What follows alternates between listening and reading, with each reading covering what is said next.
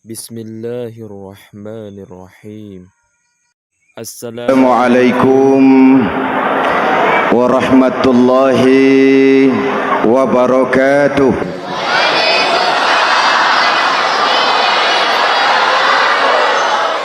Alhamdulillahi wahdah, sadaqa wa'dah wa nasara 'abdah. Wassalatu wassalamu ala man la nabiyya ba'dah, Sayyidina Muhammad ibn Abdullah wa ala alihi wa sahbihi wa mawalah, amma ba'du.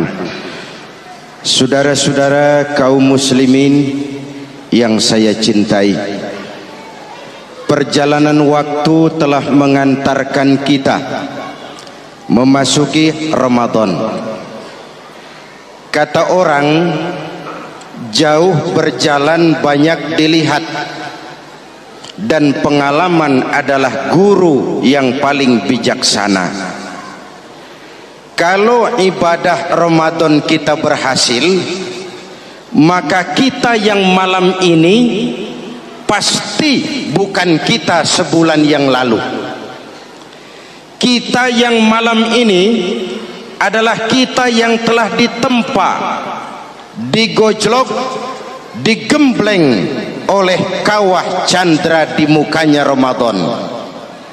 Dan setelah perjalanan panjang, perjuangan mengendalikan diri dan menahan nafsu, kita akan merayakan Idul Fitri. Apa yang harus kita laksanakan? Malam ini saya ingin sampaikan ayat 186 surah Al-Baqarah, di mana Allah menuntun kita. Pertama, walitukmilul iddata, hendaknya engkau sempurnakan jumlah bilangan hari puasamu. Puasa sebulan penuh, bisa 29, bisa 30 hari. Yang bisa ru'yat, punya persyaratan mampu ru'yat, silahkan ru'yat. Yang tidak mampu, ikut yang aman saja, dengerin pengumuman pemerintah, cari amannya saja. Sempurnakan jumlah bilangan hari puasamu. Sebab apa? Puasa itu macam-macam. Ada yang puasa model beduk, depan rapat, belakangnya kosong, cuman pembukaan. Ada juga yang pembukaan, pertengahan, dan penutupan. Ada juga yang penutupan saja, mau dapat Lailatul Qadar.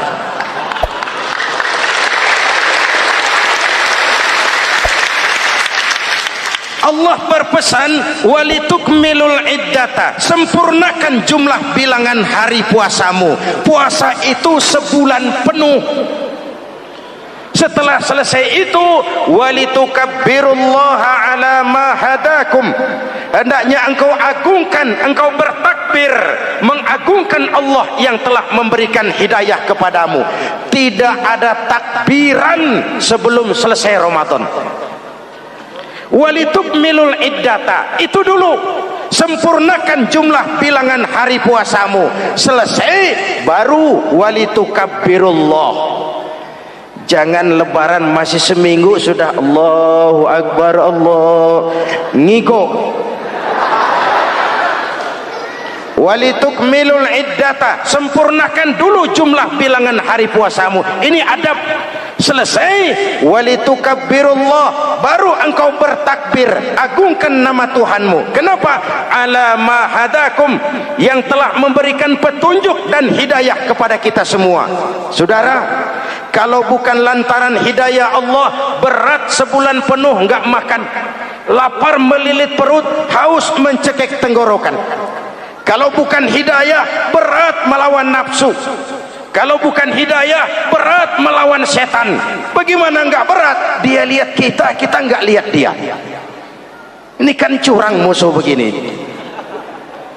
Semata-mata karena hidayah dari Allah. Intan paling mahal, mutiara paling berharga, tidak lain adalah hidayah. Saudara lihat dalam sejarah, Kadang-kadang anak Nabi tidak dapat hidayah, tidak terpanggil mengikuti kebenaran. Kan'an anak Nabi Nuh, betul? Kadang-kadang bapak Nabi tidak dapat hidayah. Azar bapaknya Nabi Ibrahim. Ibrahim penegak tauhid, bapaknya produsen berhala.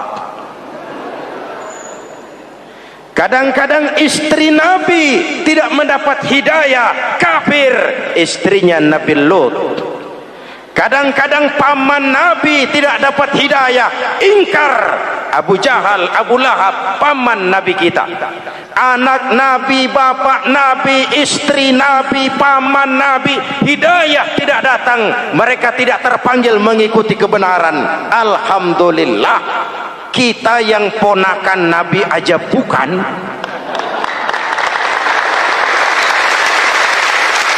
kita diberikan hidayah. Dengan bekal hidayah itulah kita masuki nuansa Ramadan, berjuang melawan nafsu, membina takwa, melatih ridha, dengan lapar melilit perut, dengan haus mencekik tenggorokan. Allahumma lakasumtu, Tuhan, untuk Engkau saya laksanakan ibadah ini. Oleh karena itu, jaga hidayah ini baik-baik, karena dia merupakan intan paling mahal, mutiara paling berharga dalam kehidupan kita. Diberikan kita kedudukan yang tinggi, alhamdulillah. Diberikan kita harta yang banyak, alhamdulillah. Tapi itu semua belum ada artinya ketimbang yang bernama hidayah. Maka hidayah inilah yang harus kita jaga baik-baik. Hidayah inilah yang harus kita pelihara. Kita bertakbir kepada Allah, mengagungkan nama Allah yang telah memberikan hidayah kepada kita. Kalau tidak lantaran hidayah, berat melaksanakan ibadah puasa sebulan suntuk. Dengan ibadah Ramadan, kita melakukan pemutihan vertikal. Orang yang keluar dari Ramadan dengan ibadah benar seperti bayi baru dilahirkan oleh ibunya, tidak punya dosa kepada Allah. Idul Fitri, kembali kepada fitrah. Tapi kan kita tidak cuma punya dosa vertikal, kita juga punya dosa horizontal. Kita tidak cuma berdosa kepada Allah, kita juga sering salah kepada sesama manusia. Betul? Inilah momen lebaran itu. Dosa kepada Allah, taubat langsung kepadanya, sonder calok. Dosa kepada sesama manusia, saling memaafkan. Sebab apa? Satu hadis meriwayatkan, selesai sholat id, sahabat mendengar Rasul mengucapkan amin sampai 3 kali. Amin, amin, amin. Heran sahabat, gak ada angin, gak ada hujan, amin 3 kali ya Rasul, ada apa? Kamu gak tahu? Gak tahu. Barusan selesai sholat, malaikat Jibril turun. Lalu, Muhammad, saya mau berdoa kepada Allah, mau kamu aminkan? Silakan Jibril, berdoalah, saya akan mengaminkan. Jibril berdoa, Rasulullah amin. Doanya 3 macam permohonan, Nabi 3 kali mengucapkan amin. Kalau malaikat Jibril yang doa, Nabi yang mengaminkan. Kalau bahasa Inggris, ilokan. Ilokan nih doa meleset. Apa iya? Ma iya? Apa doanya? Pertama, ya Allah, hari ini 1 Syawal, doa malaikat Jibril, saya mohon kepadamu, jangan engkau terima puasa dan ibadahnya anak yang durhaka kepada ibu bapaknya.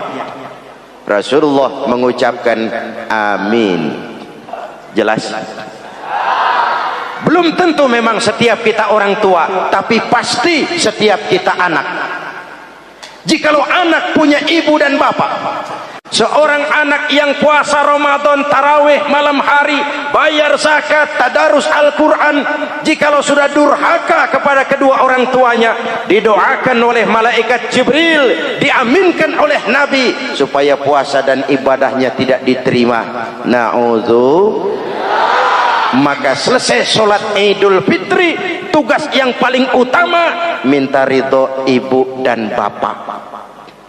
Satu.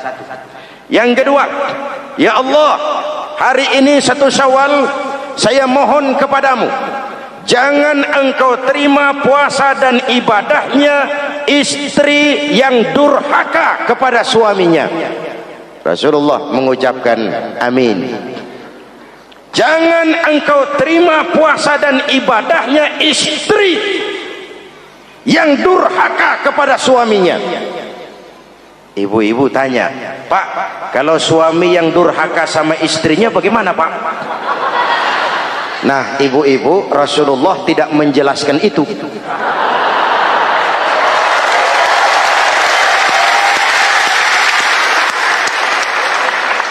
Ya bukannya mau menang sendiri, memang hadisnya nggak sampai ke situ. Cuma nanti di akhirat yang akan disidang habis-habisan, dimintai pertanggungan jawab tentang rumah tangganya adalah suami, bukan istri. Nah, istri itu swarga manut, neraka katut.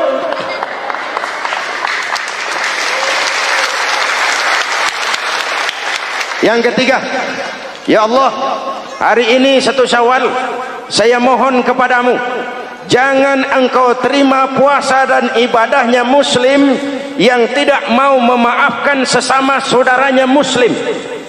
Memberi maaf lebih berat daripada minta maaf, tapi memberi maaf lebih mulia daripada meminta maaf.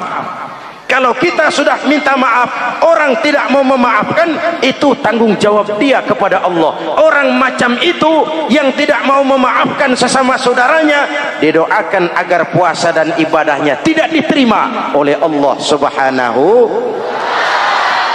Riwayat lain menceritakan, satu hari Nabi lagi kumpul dengan sahabat. Nabi tanya, saudara-saudara, atadruna manil muflis? Tahu nggak kamu siapa orang yang bangkrut, orang yang sial, orang yang celaka? Siapa? Macam-macam jawaban sahabat. Ada yang bilang, al-muflisu fina man la dirham lahu wala mata'. Menurut pendapat kami, orang yang sial, yang bangkrut, yang kagak punya duit. Apalagi mau lebaran kayak begini. Bangkrut bener, Bang. Kadang-kadang yang habis belanja pulang bukan langsung ke rumahnya, ngeneng-ngeneng di depan tetangganya, manas-manasin orang. Hadirin yang saya hormati, semua diukur dengan kacamata materi. Apa jawab Nabi? Bukan. Orang bangkrut bukan yang nggak punya duit. Orang bangkrut itu orang yang nanti di hari kiamat datang menghadap Allah dengan membawa pahala solat, pahala zakat, pahala puasa, karena di dunia rajin ibadah. Cuman sayang, di sisi lain dia datang bawa dosa karena pernah nyaci maki orang, pernah fitnah orang, pernah makan harta orang dengan cara yang zalim, pernah mengalirkan darah orang dengan cara yang tidak benar. Enak dia setor, Tuhan lapor, ini pahala sholat saya, ini pahala puasa saya, ini pahala zakat saya mau ke surga. Datang orang, ntar dulu Tuhan, sabar. Ini orang memang di dunia rajin puasa, tapi saya pernah dicaci maki, lidahnya kotor, omongannya tajam, hancur hati saya oleh ucapannya. Panggil, sini Mas. Benar ini orang pernah kamu caci maki, kamu lontarkan kata-kata pedih dan kotor, kasar. Iya, siniin pahala sholatmu, kasihin orang yang kau caci maki, kasihin. Selesai. Berangkat lagi, datang lagi orang. Sebentar Tuhan, dia memang di dunia bayar zakat, tapi dia pernah makan harta orang dengan cara yang zalim, makan harta yatim. Jadi pengurus yatimnya lapar, pengurusnya yang pada kenyang.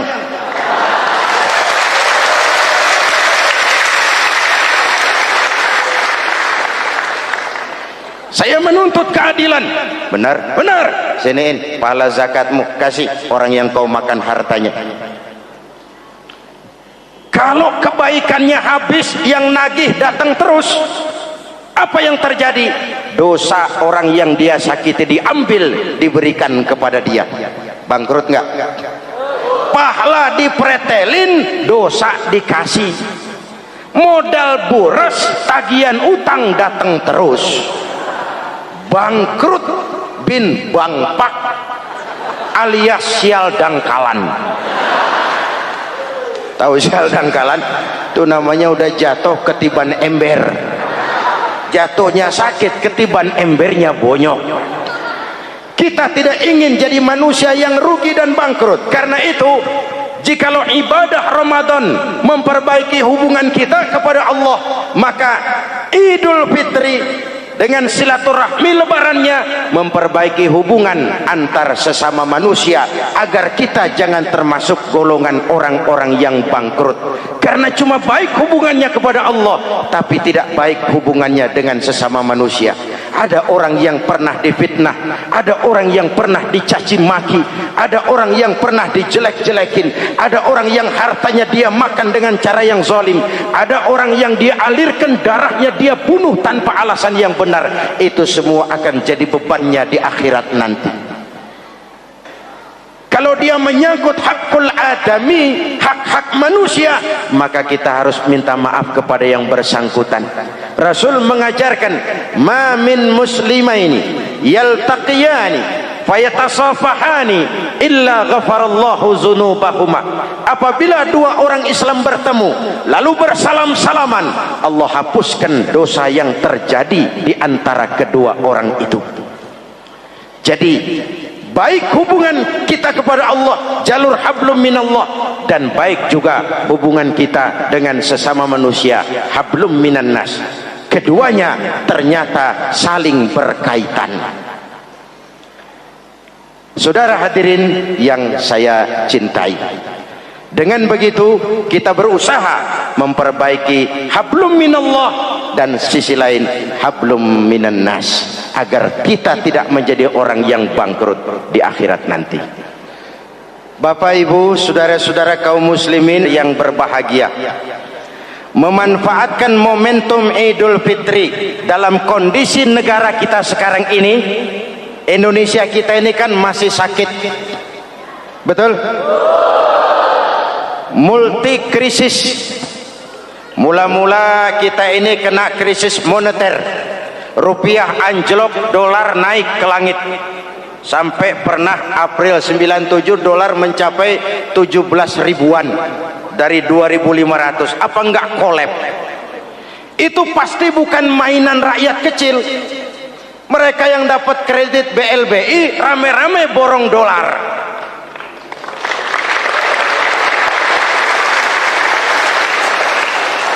Kita mah bocah kampung boro-boro borong dolar, ngeliat juga tumben.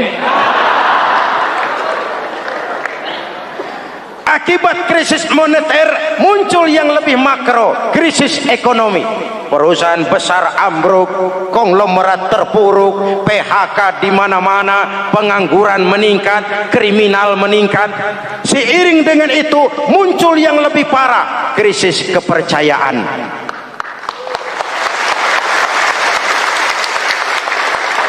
Benih-benih perpecahan bertebaran di mana-mana. Dampaknya masih sangat terasa sampai sekarang ini. Kita lihat sekarang ini, Aceh belum selesai, Papua minta merdeka, Timur Timur cerai. Dalam kondisi seperti inilah momentum Idul Fitri harus jadi lem perekat yang menjaga keutuhan kita. Sampai Rasulullah berpesan, ini 3 pesan utama beliau yang saya sampaikan malam ini. Pertama, silman qata'ak, bersilaturahmilah kau kepada orang yang marah denganmu. Kalau orang baik, kita baik lagi, pantas, memang mestinya begitu. Tapi bersilaturahmilah kepada orang yang marah denganmu. Kita harapkan lebaran nih yang silaturahmi jangan cuman kita rakyat di kampung, tapi yang ngaku atau diakui sebagai pemimpin, para elit politik di atas saling bersilaturahmi.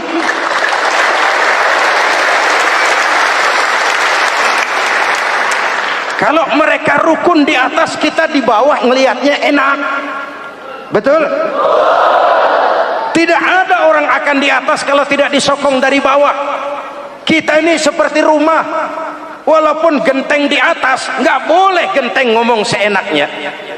Genteng ngomong sama tiang, saudara tiang, kamu enak, saya setengah mati. Hujan kehujanan, panas kepanasan. Kadang-kadang anak-anak nakal saya disambitin. Kata genteng. Yang jadi tiang ngomong, teng. Kata tiang, ngomong jangan sembarangan, teng. Kamu kira kamu bisa nongkrong di atas, itu gara-gara siapa, teng? Kan saya sokong dari bawah, kata tiang. Kalau saya miring, kamu ambruk, teng. Kamu jadi pejabat tinggi, kamu jadi anggota DPR, kamu jadi anggota MPR, kami rakyat yang angkat.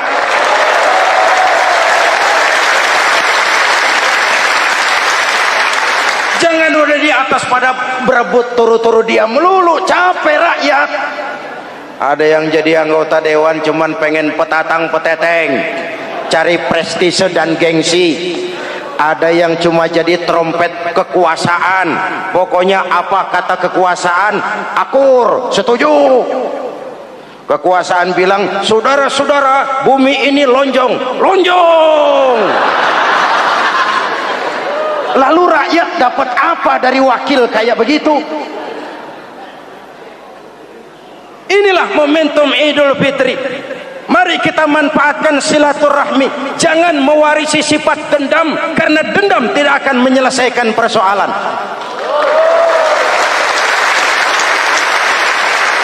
Ini ada warisan sejarah yang enggak sehat. Di zaman Bung Karno, sampai Bung Karno jadi presiden seumur hidup, Bung Karno dikenal sebagai tokoh revolusioner. Enggak sepaham sama Bung Karno, cepat-cepat dianggap ini kontra revolusi. PKI berontak, Bung Karno jatuh, muncul orde baru. Bung Karno disebut orde lama. Yang enggak cocok sama orde baru, wah itu orang orde lama. Lalu reformasi, orde baru lengser, jadi lagi alat yang nggak cocok sama golongannya, wah itu orang orde baru. Kapan selesai urusan? Kalau kita terjebak dengan budaya dendam, naik ini babat itu, naik itu sikat ini, kapan mau selesai? Rasulullah lahir di Mekah, perjuangannya dihambat, dicaci maki, dilontari kotoran onta, sahabatnya dibantai, diancam mau dibunuh, hijrah ke Madinah. Setelah di Madinah jadi besar, tentaranya kuat, pengikutnya banyak, pasukannya hebat. Satu saat beliau masuk kembali ke kota Mekah dengan kekuatan full, tentara yang gagah, Quraisy pucar kacir. Ini nih Muhammad yang dulu kita caci maki, yang dulu kita ancam mau kita bunuh, yang kita usir, sekarang dia masuk dengan tentaranya yang hebat. Kalau dia menuntut balas, habis kita sekarang ini. Apa jawab Nabi? Beliau turun dari punggung onta, lalu pidato dengan tawadu. Saudara-saudara, al-yauma yaumul marhamah. Ini hari yang penuh kasih sayang. Walaupun dulu kau usir aku dari sini, kau sambiti aku, kau bantai pengikutku, aku datang bukan membalas dendam. Ini hari yang penuh kasih sayang. Tidak akan ada pertumpahan darah. Yang masuk Masjidil Haram aman, yang masuk rumah Abu Sufyan aman. Dihormatinya ketokohan Abu Sufyan di depan pengikutnya. Ini akhlak. Kenapa orang macam Mandela lebih bisa mencontoh Rasul daripada kita? Mandela yang 27 tahun mendekam dalam penjara, dia keluar tanpa bawa benih-benih dendam. Dia satukan Afrika Selatan, dia bimbing Afrika Selatan menuju kejayaan dan kemajuan. Kenapa Mandela yang tidak kenal Pancasila bisa lebih mencontoh akhlak Rasul ketimbang kita yang katanya orang-orang pengikut sunnah? Saya khawatir, ya bukan berarti saya tidak setuju, hukum harus tetap ditegakkan. Tapi kalau terus cari kambing hitam, kambing hitam, kambing hitam, kapan kita dewasa?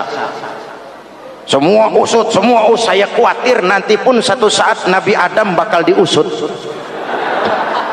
Kenapa dia makan buah khuldi, kita jadi keleleran di Lebak Bulus begini? Kalau enggak kan kita masih di surga aja. Mari kita dewasa, mari introspeksi. Silman kotoak. Mudah-mudahan nanti lebaran kita pengen lihat nih, kalau yang di atas sudah pada satu, kita yang di bawah enak. Tapi kalau memang pada ribut juga, kita yang di bawah jangan ikut-ikutan. Nonton aja nonton. Giliran rame tepuk tangan. Oh, namanya elit susah ditebak. Nih hari dia berebut beda pendapat, ntar malam dia makan bareng. Kita di bawah udah kedongan ngasa golok. Kan berapa urusan? Sekarang udah nggak zamannya ngerahin masa. Sekarang adu argumen, biar rakyat tentukan mana yang lebih pantas.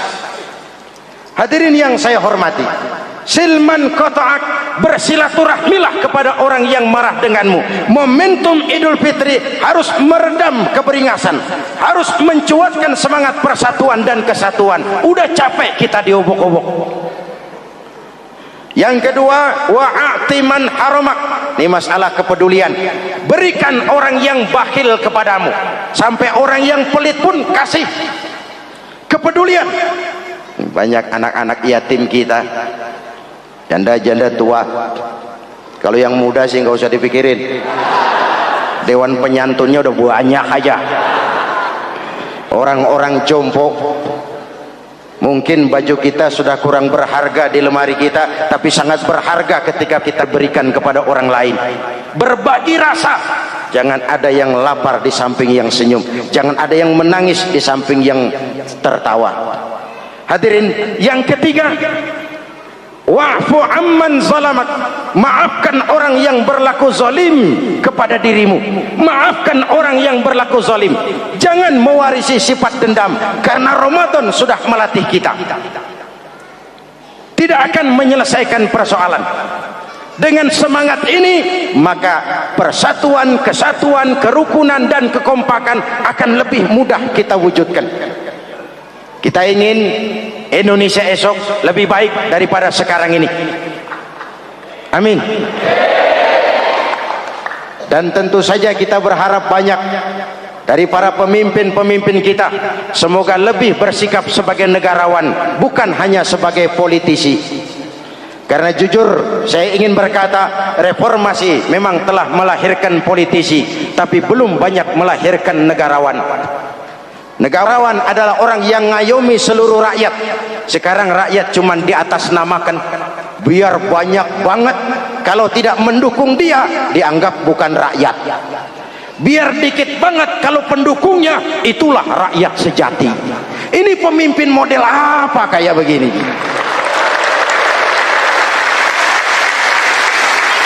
Ini kan mengkamuflase rakyat namanya. Oleh karena itu, mari sama-sama kita baca Fatihah. Kita niat, mudah-mudahan suasana sesudah Ramadan benar-benar kondusif, agar kita bangsa ini bisa keluar dari kesulitan besar yang kita hadapi sekarang ini. Para pemimpin kita semakin kompak dan bersatu, rakyat juga semakin terayomi. Ala hadhihi niyyah wa ila hadratin nabi. Al-Fatihah. Bismillahirrahmanirrahim. Alhamdulillah rabbil alamin, arrahmanir rahim, maliki yaumiddin. Iyyaka na'budu wa iyyaka nasta'in. Ihdinas siratal mustaqim, siratal ladzina an'amta 'alaihim ghairil maghdubi 'alaihim waladdallin. Amin.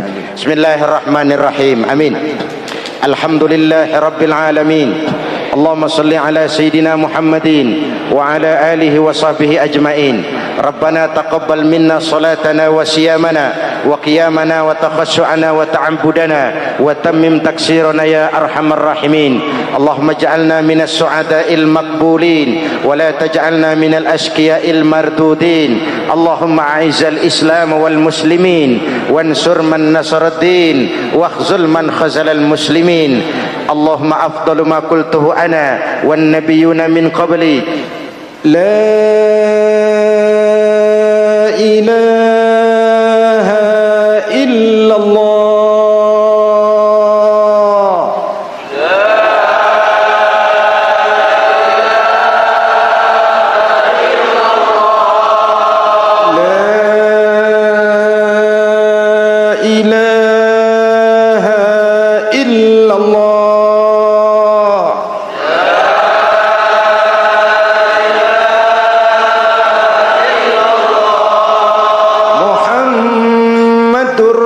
Rasulullah.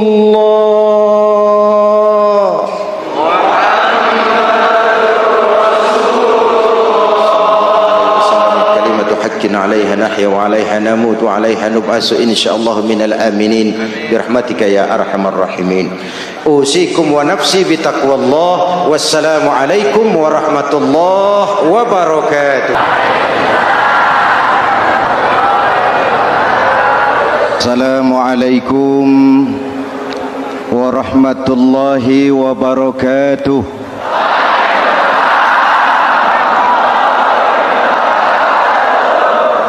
Alhamdulillah wassalatu wassalamu ala Rasulillah Sayyidina Muhammad ibn Abdullah wa ala alihi wa sahbihi wa mawala, amma ba'du. Hadirin hadirat ma'asyiral muslimin yang saya cintai, Ramadan adalah madrasah, sekolah, tempat di mana kita banyak sekali belajar tentang hidup dan kehidupan, supaya kita lebih siap menghadapi hidup, supaya kita punya wawasan, supaya kita mampu melihat persoalan jauh ke depan, supaya kita tidak terjebak pada keuntungan sesaat tapi merugikan jangka panjang. Malam ini saya ingin mengajak kita semua melihat kurikulum Ramadan. Pelajaran apa yang diberikannya kepada kita? Pertama, Ramadan mengajarkan kita menjadi orang-orang yang sabar, ulet, dan tahan uji. Ini zaman di mana persaingan tajam. Betul? Jangankan jadi pejabat tinggi, jangankan jadi pengusaha sekarang ini, jadi kiai saja kalau tidak sanggup bersaing.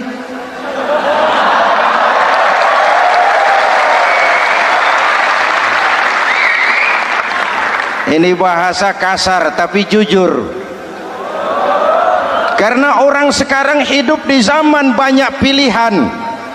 Akibat persaingan yang semakin tajam, orang sering kehilangan kesabaran. Kepengen cepat kaya lalu tidak sabar, makan renten, nipu orang, buka peternakan tuyul,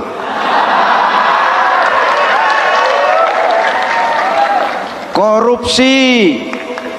Sekarang ini kan lagi santer Bulog Gate jilid 2. Rupanya memang tajam uang Bulog itu.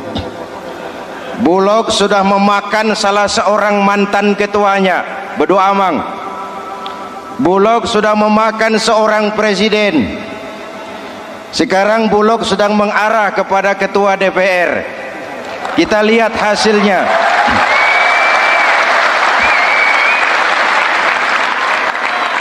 Tentu saja kita prihatin, karena kita tahu ekonomi kita sedang sulit.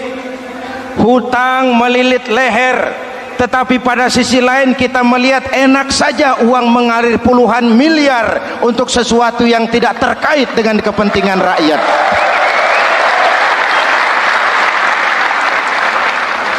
Karena itu puasa mendidik kita sabar, biar lapar melilit perut, biar haus mencekik tenggorokan. Kalau maghrib belum datang, jangan sentuh makanan, jangan ambil minuman, sabar. Betul? Ada waktunya. Lalu lintas itu macet karena kendaraan besar tidak mau ngalah, kendaraan kecil tidak tahu diri. Betul? Antrian di pasar kacau karena yang sudah dapat nggak mau minggir, yang di belakang dorong-dorong. Betul? Dimanapun antrian kacau, Bung. Kalau yang sudah dapat mau dapat lagi, yang nunggu kelamaan, akhirnya dorong-dorongan, kacaulah kehidupan sosial.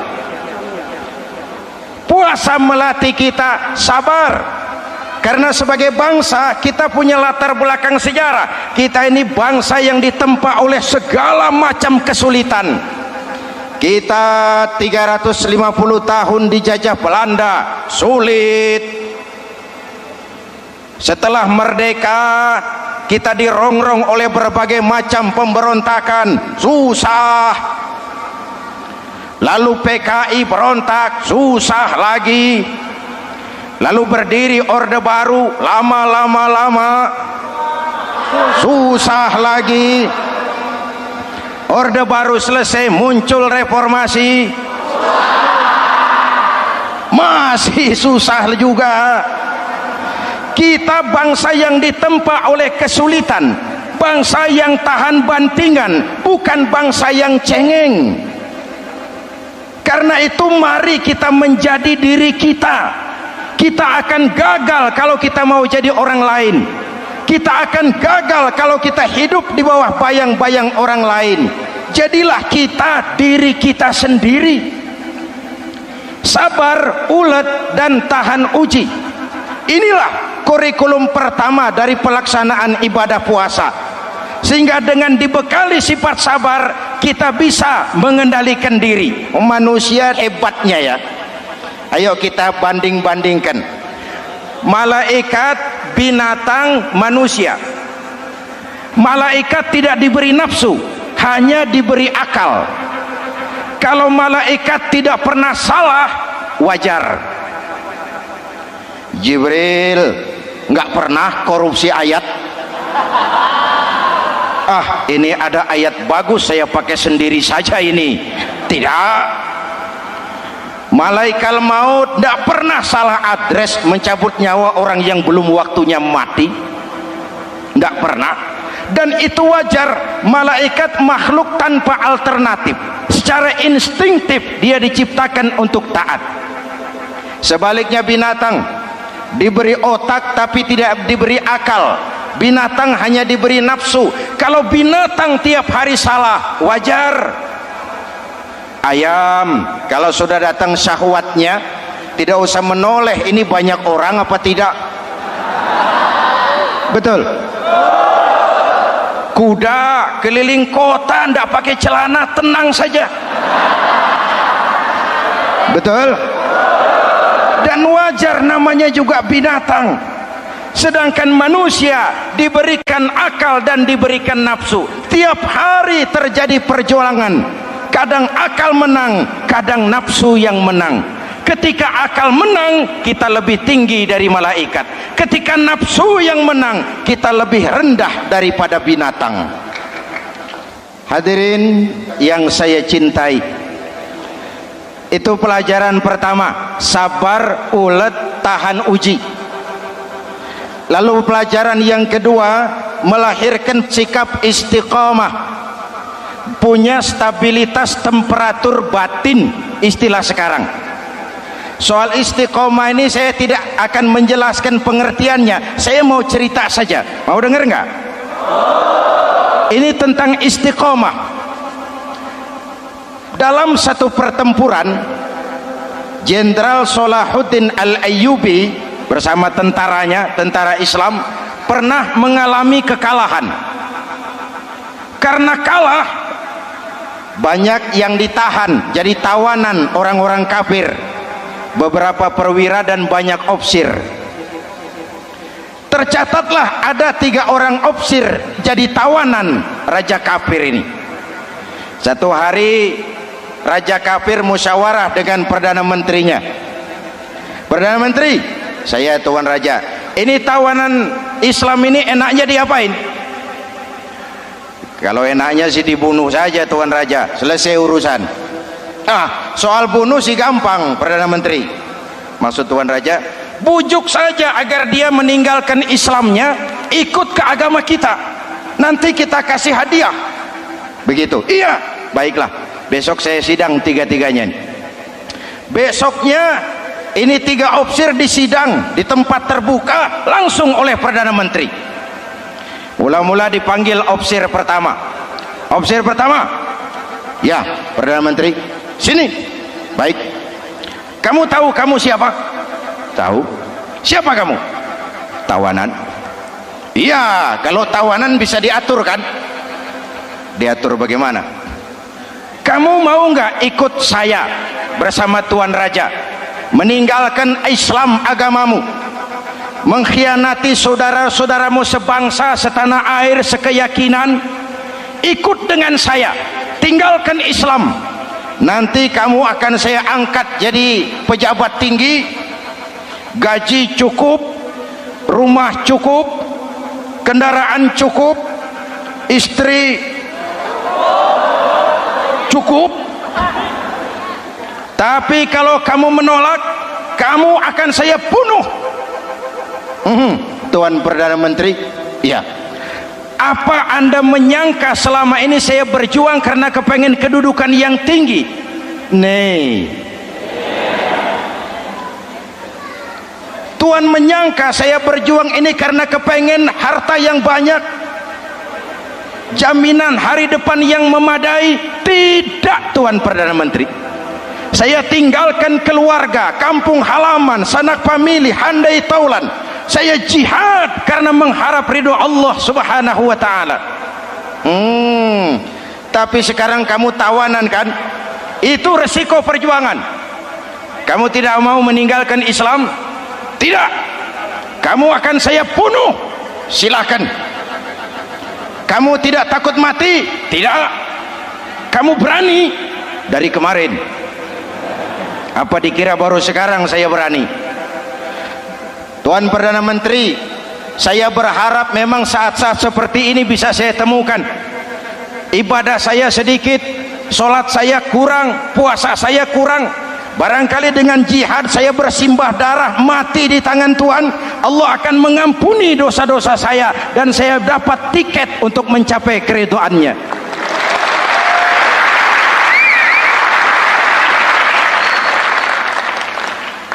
Gila kamu, biarin. Kalau ini Tuan anggap gila, saya bisa berbuat lebih gila dari ini. Saya bunuh kamu, bunuh. Algojo dipancung, deal. Ini terlepas kepalanya dari badannya, menggeluntung kepalanya ke bawah, jatuh bergelindingan. Itu kepala lepas dari badan, ngaji, baca ayat Quran, sampai Perdana Menteri bingung. Minggir, ini ada kepala ngaji.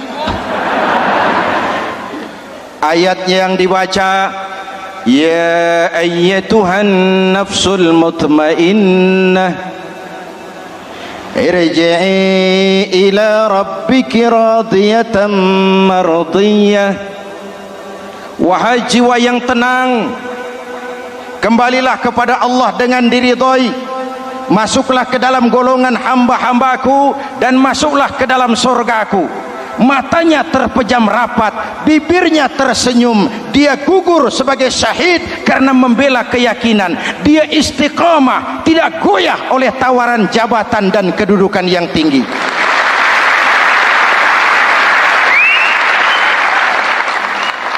Perdana Menteri geleng kepala, dasar orang Islam. Panggil opsir kedua. Opsir kedua.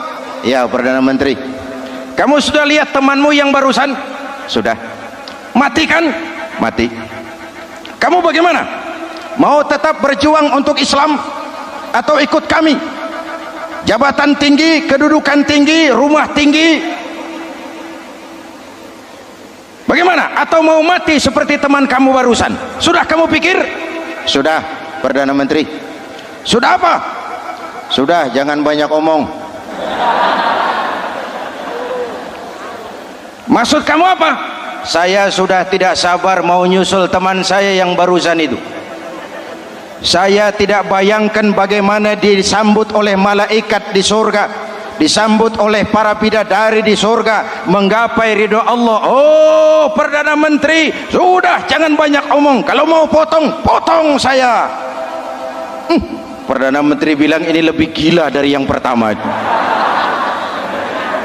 Yang pertama masih mau diajak ngomong, ini malah langsung minta disembelih. Ayo Algojo, potong lagi.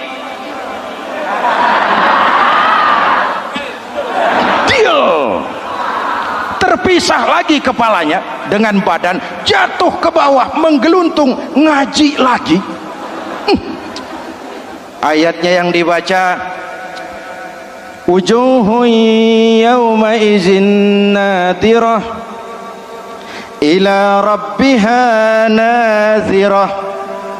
Muka mereka hari itu berseri-seri kepada ridho Allah. Mereka memandang, bibirnya senyum, matanya terpejam, dan dia ajal dengan husnul khatimah, mendapat syahid karena teguh punya keyakinan, istiqamah dalam perjuangan, tidak goyang, tidak mencela dan mencele.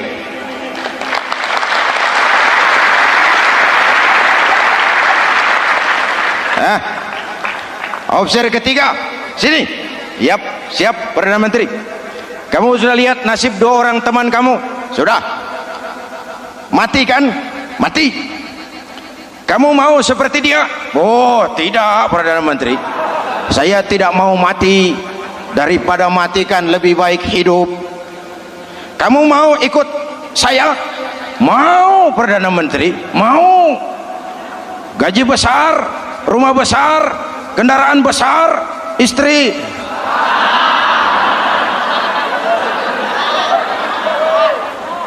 Mau Perdana Menteri, saya mau. Daripada tidak jadi apa-apa, kan lebih baik jadi apa-apa. Daripada tidak punya apa-apa, kan lebih baik punya apa-apa.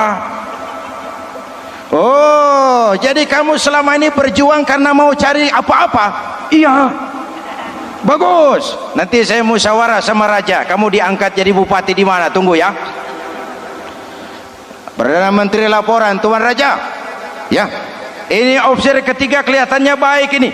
Dia mau mengkhianati teman-temannya, sebangsa, setanah air, sekeyakinan.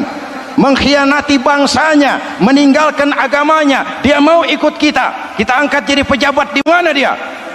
Raja senyum. Oh, soal angkat mengangkat sih gampang Perdana Menteri. Cuma saya pikir-pikir officer ketiga ini kok tegel-tegele. Kok sampai hati ya? Temannya sendiri, seiman, sekeyakinan, sebangsa, setanah air dikhianati karena mengejar jabatan, harta, kedudukan. Orang itu Perdana Menteri kalau sudah mau mengkhianati saudaranya sendiri, apalagi orang lain.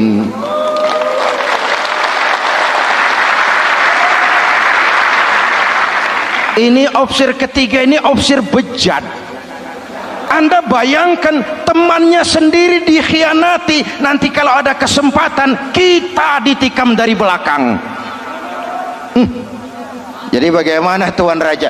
Malah kalau saya lihat yang dua yang sudah mati itu orang hebat Perdana Menteri, punya pendirian, istiqamah. Malah kalau bisa yang dua itu dihidupin lagi. Loh, dihidupin bagaimana Tuan Raja, sudah kedong mati. Jadi bagaimana ya officer ketiga ini? Bunuh. Buat apa piara benalu jadi duri di kaki nanti? Bunuh. Baik, Perdana Menteri kembali. Officer ketiga, siap Perdana Menteri. Saya jadi bupati di mana? Bupati modar sampean. Loh, saya mau dibunuh. Bunuh. Katanya kalau ikut agama Tuan, meninggalkan agama kami, saya akan jadi pejabat tinggi. Kamu officer bejat, kamu tidak punya pendirian, saudaramu sendiri seagama kamu khianati, apalagi orang lain. Potongan kayak kamu jadi pejabat, rusak negara.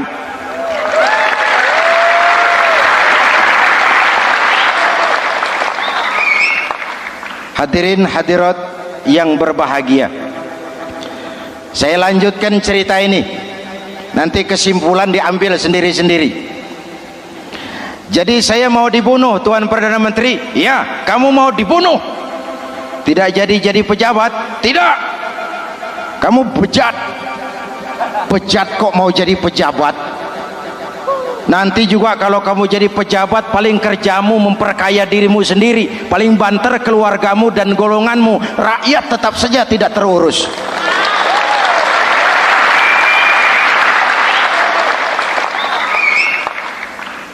Paling-paling kamu kalau sudah jadi pejabat tinggi, kerjamu cuma membuka, meresmikan, berkunjung, meresmikan, membuka, meresmikan, berkunjung. Lah kapan kamu ngurus rakyatnya? Bejat kamu. Jadi saya dibunuh, bunuh. Iyalah, kalau mau dibunuh ya saya bunuh, tapi saya mau Islam lagi ah. Terserah, mau Islam lagi mau tidak, kamu tetap akan dibunuh. Iya, saya mau Islam lagi.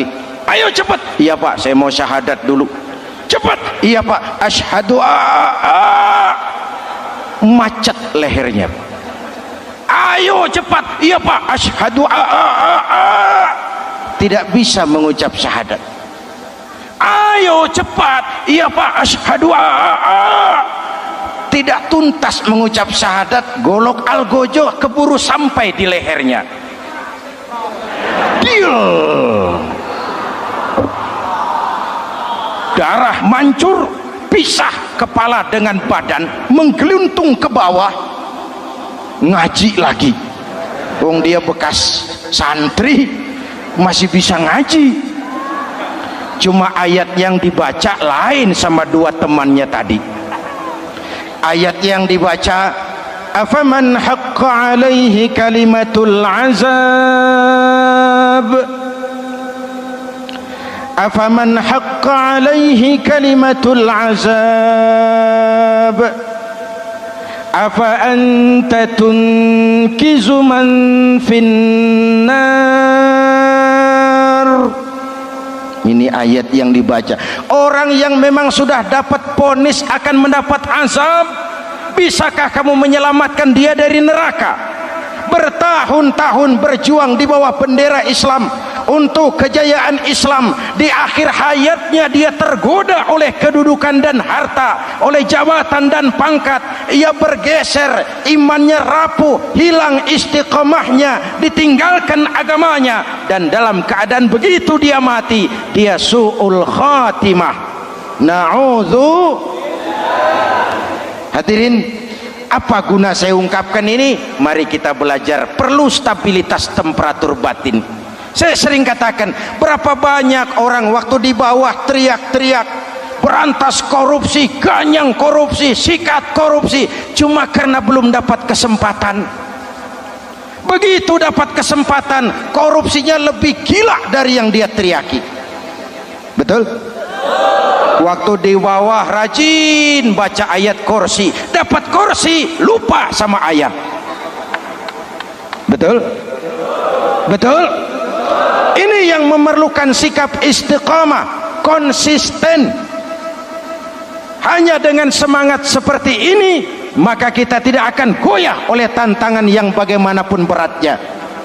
Hadirin yang saya muliakan, Allah berjanji orang-orang yang beriman kemudian beristiqamah, tatanazzalu alaihimul malaikatu alla takhafu wala tahzanu, akan turun kepada mereka malaikat seraya berkata, kamu tidak usah takut, kamu tidak usah sedih, Allah akan memberikan pertolongan kepada orang-orang yang istiqamah. Ayo kita tetap istiqamah melaksanakan ibadah hanya kepada Allah Subhanahu wa ta'ala. Nah, yang ketiga, ikhlas. Allahumma laka sumtu, untuk engkau saya berpuasa. Orang mau puji atau tidak bukan soal, orang mau lihat atau tidak bukan soal. Kalau sudah berbuat, yang penting karena Allah saja. Keikhlasan itu, kalau amal kita adalah jasad, ikhlas adalah roh. Saudara, hari Jumat jam 9 pagi sudah berangkat ke masjid. Apa tidak bagus? Bagus. Sarungnya baru, Samarinda kelas BHS. Sajadah tebal, tasbih panjang. Jam 9 sudah berangkat. Iya, padahal sholat jam 12. Betul. Apa pahalanya besar? Nanti dulu. Itu berangkat jam 9 itu maunya apa? Pameran sarung? Atau di dekat masjid ada janda? Atau apa? Disinilah peran keikhlasan. Keikhlasan itu bukan kata. Malah kalau kita, oh saya ikhlas loh, biasanya tidak ikhlas kalau sudah ngomong begitu. Ikhlas itu amalan batin. Puasa ini menyelamatkan kita dari penyakit riya. Saya ingatkan Al-Ghazali bilang penyakit dua macam, penyakit zahir dan batin. Bedanya apa? Pertama, penyakit zahir yang punya lebih tahu dari orang lain, tapi penyakit batin orang lain lebih tahu dari yang punya. Kalau kita punya kanker darah tinggi, kita tahu, orang lain tidak. Tapi kalau kita sombong, hasud, dengki, orang lain kadang-kadang lebih tahu dari kita yang punya. Betul? Yang kedua yang dahsyat, sehebat-hebatnya penyakit zahir cuma merusak dunia, penyakit batin merusak dunia, menghancurkan akhirat. Ginjal mati, darah tinggi mati, tumor mati, kanker mati, leukemia mati, tapi tidak berakibat akhirat. Tidak ada penduduk neraka ditanya, kenapa kamu masuk neraka? Tumor pak. Tidak ada. Tidak ada. Sehebat-hebatnya penyakit zahir cuma merusak dunia, tapi penyakit batin merusak dunia, menghancurkan akhirat. Sombong penyakit batin, di dunia dijauhi orang, di akhirat neraka tempatnya. Kikir penyakit batin, di dunia dijauhi orang, di akhirat neraka tempatnya. Betul? Maka Al-Ghazali heran, kalau diserang penyakit zahir kita panik, cepat-cepat cari dokter. Tapi kalau diserang penyakit batin kita tenang-tenang saja. Padahal penyakit batin merusak dunia dan lebih hebat lagi menghancurkan akhirat. Maka puasa melahirkan keikhlasan, agar di dalam melaksanakan ibadah cuma kita dan Allah saja. Inilah jiwa dan semangat yang sekarang ini pun sudah mulai menjadi langka. Semuanya karena akhirnya yang subur mental penjilat. Sumuhun dawuh, pasukan kulonuun, barisan asal bapak seneng, pasukan kumaha juragan wae, organisasi oke bos. Kita miskin dengan orang-orang yang punya prinsip, yang berani berkata ya terhadap yang benar, sanggup berkata tidak terhadap yang tidak benar, apa dan bagaimanapun resikonya. Kita terlalu kaya dengan barisan asal bapak seneng, pasukan oke bos, organisasi kumaha juragan wae, dan kita miskin dengan orang-orang yang punya kepribadian, yang tegar dan istiqomah apapun resiko yang dihadapinya. Jadi dengan keluar dari sekolah Ramadan, semangat keikhlasan makin tumbuh dalam hidup dan kehidupan kita. Ibu bapak hadirin hadirat yang berbahagia, itulah makanya puasa disebut ibadah sirriyah, ibadah abstrak, cuma kita dan Allah saja yang tahu. Ini lebih mendorong semangat keikhlasan. Kata Imam Al-Ghazali, an-nas kulluhum mauta illa al-alimun wal alimuna niyamun illa al-amilun wal amiluna mughtarruna illa al-mukhlisun. Manusia itu mati kecuali orang yang berilmu. Orang yang berilmu walaupun hidup tidur kecuali yang mengamalkan ilmunya. Dan orang yang mengamalkan ilmunya banyak yang tertipu kecuali yang ikhlas di dalam mengamalkan ilmunya. Manusia mati kecuali yang berilmu. Yang berilmu walaupun hidup tidur kecuali yang mengamalkan ilmunya. Yang mengamalkan ilmunya banyak yang tertipu, menyangka amalnya sudah banyak, solatnya sudah hebat, zakatnya sudah luar biasa, jihadnya sudah mantap. Banyak yang tertipu kecuali yang ikhlas di dalam mengamalkan ilmunya. Jadi amal tanpa ikhlas, jasad tanpa ruh. Itulah makanya nuansa Ramadan dengan ibadah puasa mengembangkan semangat keikhlasan di antara kita semua. Mari kita baca doa sama-sama munajat, mohon pertolongan Allah agar kita diselamatkan dari penyakit riya dan ditumbuhkan semangat keikhlasan. Ala hadhihi niyyah wa ila hadratin nabi. Al-Fatihah. Bismillahirrahmanirrahim. Alhamdulillahi rabbil alamin, arrahmanir rahim, maliki yaumiddin. Iyyaka na'budu wa iyyaka nasta'in. Ihdinas siratal mustaqim, siratal ladzina an'amta 'alaihim ghairil maghdubi 'alaihim waladdallin. Amin. Bismillahirrahmanirrahim. Amin. Alhamdulillahi rabbil alamin. Allahumma salli wa sallim mubarak ala sayyidina Muhammadin wa ala alihi wa sahbihi ajma'in. Allahumma ja'al jam'ana hadza jam'an marhuma wa tafarruqana min ba'dihi tafarruqan ma'suma. Allahumma ja'al jam'ana hadza jam'an mashkura wa tafarruqana min ba'dihi tafarruqan maghfura. Allahumma ja'alna minas su'ada'il maqbulin wa la taj'alna minal ashqiya'il mardudin. Rabbana taqabbal minna salatana wa siyamana wa qiyamana wa takhashu'ana wa ta'abbudana wa tadarru'ana wa tammim taqsirana birahmatika ya arhamar rahimin.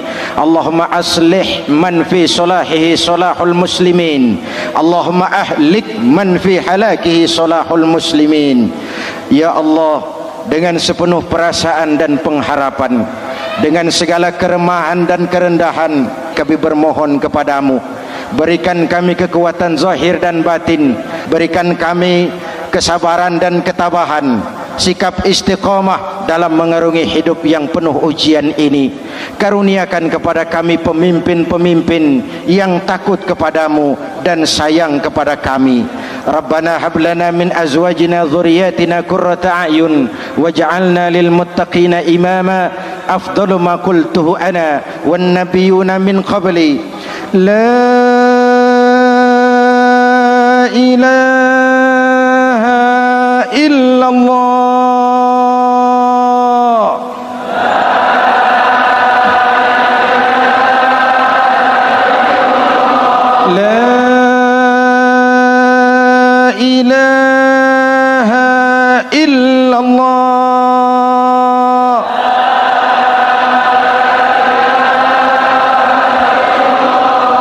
Muhammadur Rasulullah. Amin. Kalimatu haqqin 'alaiha nahya wa 'alaiha namut wa 'alaiha wa biha nub'atsu insyaallah minal aminin birahmatika ya arhamar rahimin. Sallallahu ala sayyidina Muhammadin wa ala alihi wa sahbihi ajma'in. Hana rabbika rabbil izzati amma yasifun, salamun alal mursalin, walhamdulillahi rabbil alamin. Assalamualaikum warahmatullahi wabarakatuh.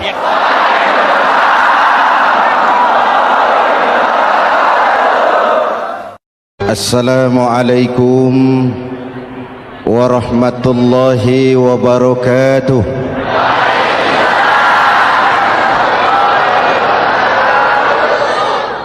Alhamdulillah wassalatu wassalamu ala Rasulillah Sayyidina Muhammad ibn Abdullah wa ala alihi wa sahbihi wa mawala, amma ba'du.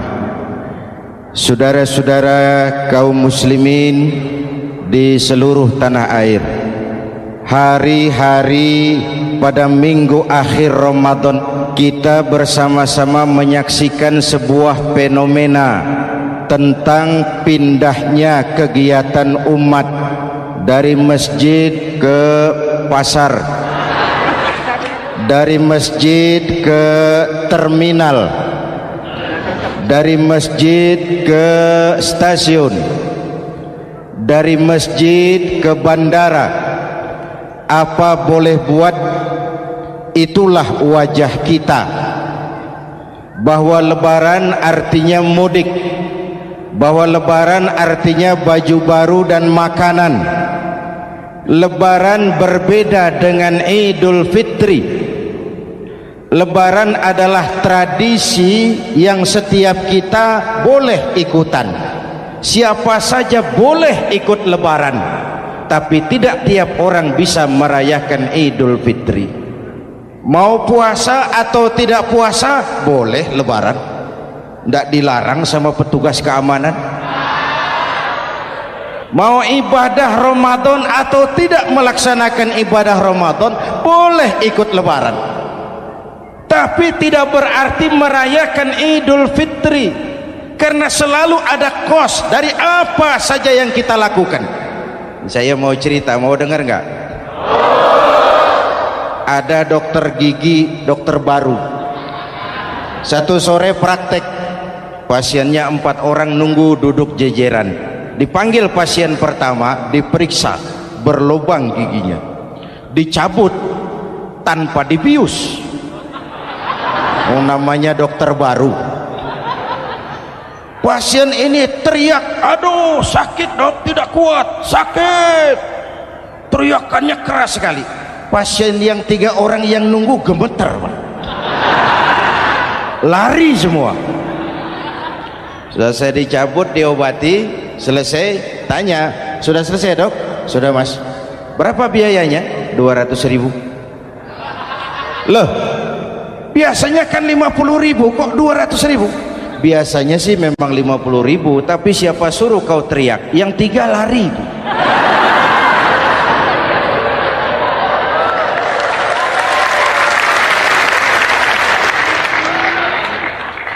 Cerita pendek ini ingin berpesan kepada kita, selalu ada ongkos yang harus kita bayar dari apa saja yang kita lakukan.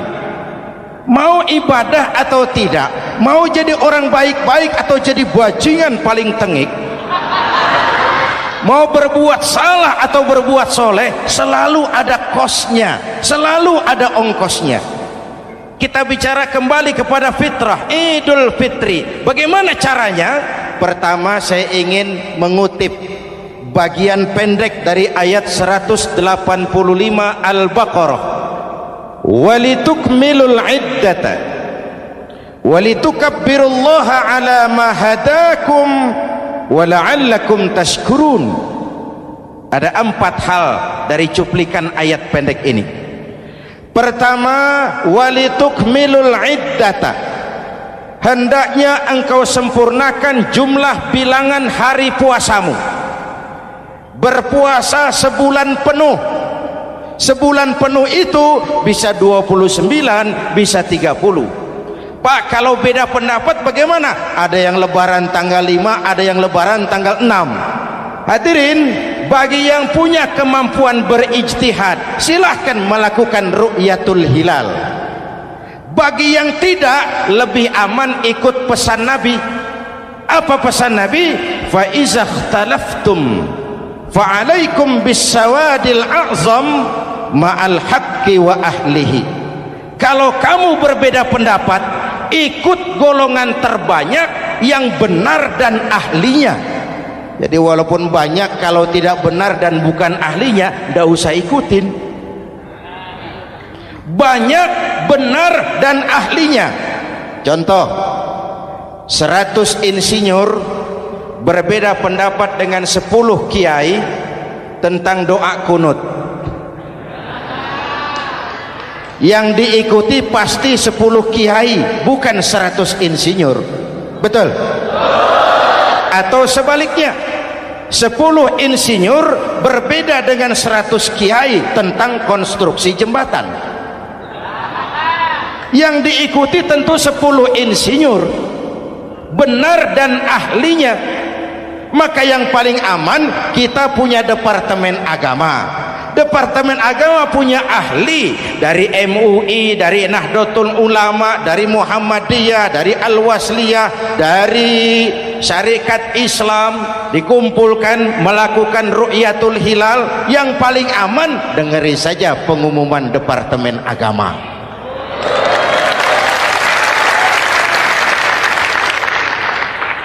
Tapi tetap menghormati mereka yang meyakini 1 Syawal jatuh pada tanggal 5. Beda boleh, marah jangan. Jelas? Saudara boleh suka tempe, tapi jangan menghina orang yang tidak suka tempe. Saudara boleh senang tahu, tapi jangan ngenyek karo wong yang senang tahu. Hadirin yang saya hormati, walitukmilul iddata, kalau mau kembali kepada fitrah, sempurnakan jumlah bilangan hari puasamu. Makna sempurnakan di sini 2, sempurnakan 1 bulan penuh dan sempurnakan semangat puasamu. Walaupun Ramadan berakhir, puasa jangan selesai. Kenapa? Tangan kita masih tetap terus puasa dari mengambil yang bukan milik kita. Lidah kita walaupun Ramadan sudah selesai tetap berpuasa dari memfitnah dan menggunjing orang lain. Kaki kita walaupun Ramadan sudah selesai tetap puasa dari berjalan ke tempat yang tidak baik. Perut kita tetap berpuasa dari kemasukan barang-barang yang haram. Sempurnakan semangat puasamu. Sikap disiplin, sikap jujur, merasakan kehadiran Allah dekat dalam hidup.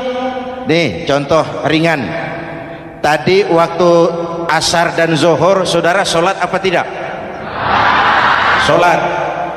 Waktu sebelum sholat kan berwudu, ketika berwudu kan berkemur.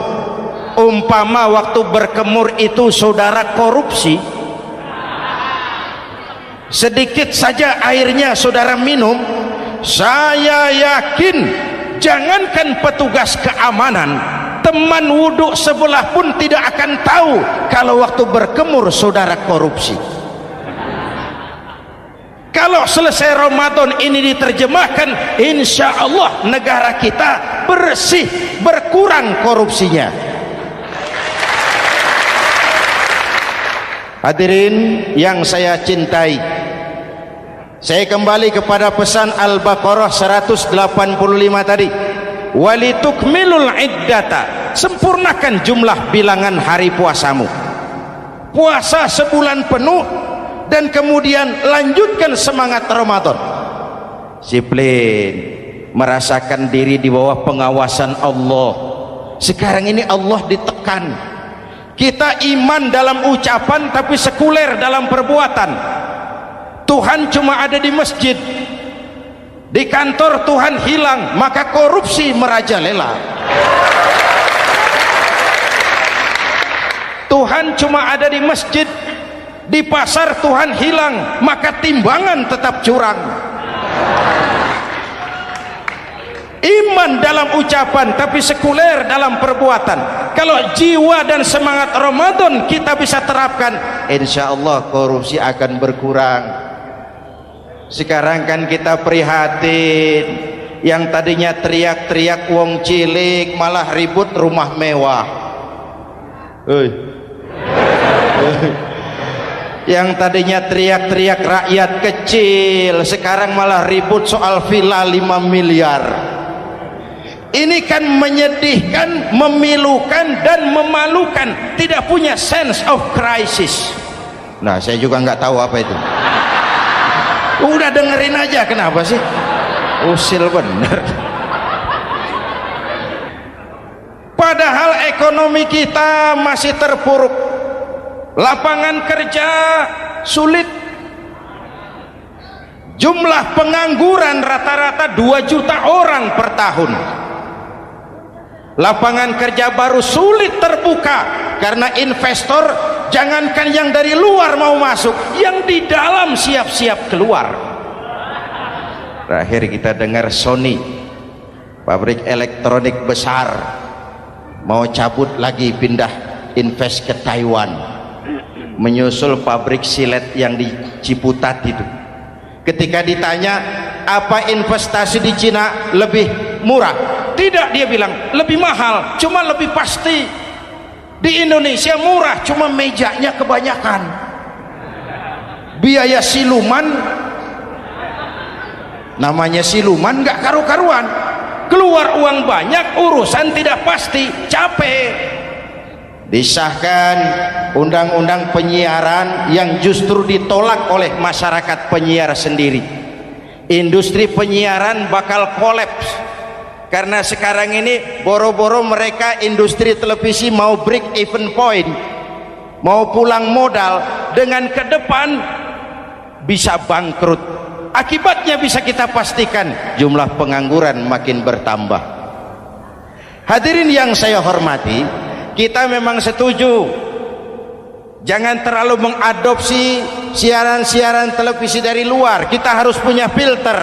Tapi pada sisi yang sama kita juga harus memperhatikan lapangan kerja buat rakyat kita ini. Walitukmilul iddata, sempurnakan jumlah bilangan hari puasamu.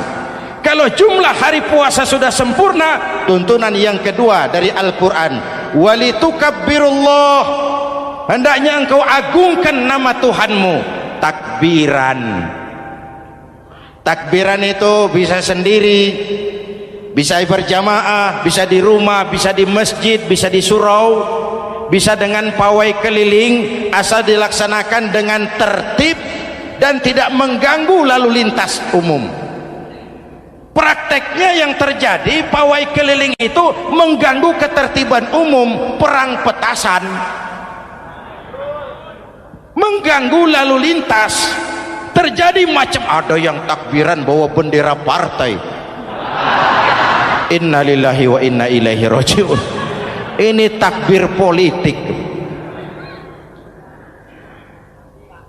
Hadirin yang saya hormati, kalimat takbir dalam kondisi kita, saya ingatkan kepada satu ungkapan Bung Tomo.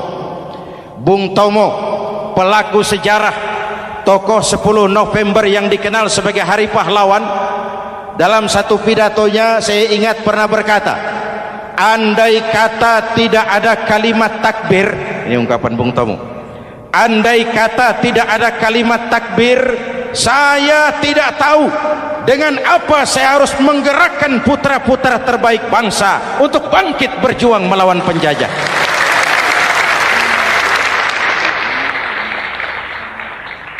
Ketika Allahu Akbar itu londo, kelihatannya kecil, meriam nggak meleduk.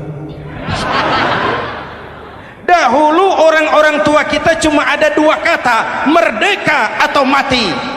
Tidak berpikir nanti kalau menang dan merdeka saya jadi wali kota di mana.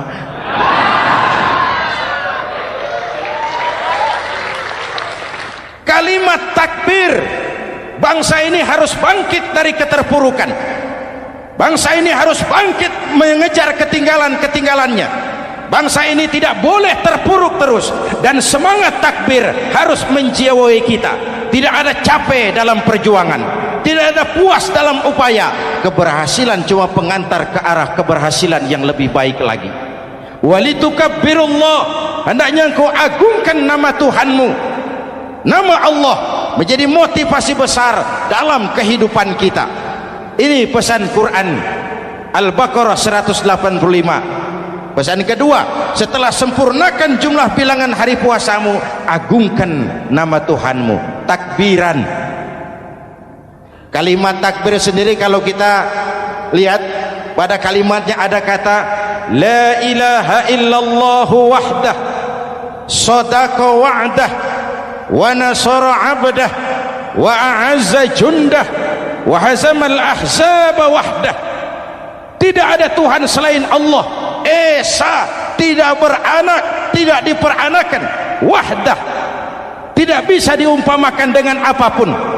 Sadaqa wa'dah, Allah yang maha menepati janjinya. Wa nasara 'abdah, Allah yang maha menolong hambanya. Kalau bukan kebesaran Allah, berat berjuang Ramadan ini melawan musuh yang tidak nyata. Puasa itu kalau olahraga golep. Benar Pak, kalau tinju lawannya kelihatan. Betul. Sepak bola musuh kelihatan, bulu tangkis kelihatan, golf Siapa musuhnya? Itulah puasa, menghadapi musuh yang tidak kelihatan. Itu lebih berat daripada perjuangan mengangkat senjata, lebih berat daripada berjuang mengorbankan harta. Tapi kalau di bulan Ramadan saja Rasulullah menang dalam perang Badar, itu harus jadi sumber motivasi. Dengan kalimat takbir, dengan keagungan Allah, bangsa Indonesia harus bangkit dari keterpurukan. Ibu bapak hadirin yang saya hormati, jadi bukan akhir Ramadan lalu sibuk beli baju. Boleh, tapi bukan itu yang utama. Laisal id bilibasin jadid, walakinnal id bita'atin yazid. Idul Fitri bukan pakaian baru. Idul Fitri adalah ketaatan yang meningkat, yang telah ditempa, digojlok, digembleng oleh Ramadan. Jadi kalau Ramadan rajin baca Quran, lalu selesai Ramadan sayonara Quran, latihan tidak berhasil. Ramadan rajin ke masjid, selesai Ramadan selesailah ke masjid. Awal Ramadan full house sampai ke halaman, akhir Ramadan cuma imam berdua tikar. Masjid kembali senyap, padahal masjid adalah pusat kegiatan umat. Saudara lihat dari sejarah, ketika hijrah ke Madinah, Rasul singgah di Kuba. Apa yang beliau lakukan? Membangun masjid. Ketika sampai di Madinah, kesibukan pertama beliau apa? Mencari rumah dinas? Bukan. Kesibukan pertama beliau mencari lokasi di mana membangun masjid. Isra dan Mi'raj, perjalanan besar dimulai dari masjid ke masjid. Ini indikasi masjid memang merupakan pusat kegiatan umat. Umat Islam dengan masjid seperti ikan dengan air, tidak boleh pisah. Ada ikan yang tidak betah di air? Ada. Ikan mau modar. Kalau umat sudah mulai menjauhi masjid, jiwanya yang akan mati. Kalau jiwanya mati, jasadnya masih hidup, itu namanya bangkai berjalan. Walitukabbirullah, engkau agungkan nama Tuhanmu. Takbiran, setelah berjuang penuh membina takwa, mengharap ridho, mengendalikan nafsu. Ingat loh, puasa itu bukan menghilangkan nafsu, mengendalikan, menempatkan pada tempatnya. Manusia tanpa nafsu bukan manusia, tapi manusia yang disetir nafsu turun jadi binatang, bahkan lebih rendah daripada binatang. Puasa ini menempatkan nafsu di tempatnya. Hai laki-laki, kamu nafsu sama perempuan? Betul pak. Perempuan suka laki-laki? Betul pak. Boleh lewat sini, lewat pintu yang disebut nikah. Ini nafsu disalurkan lewat pintu yang disebut nikah. Jangan seperti ayam kawin tiap malam, nikah tidak mau.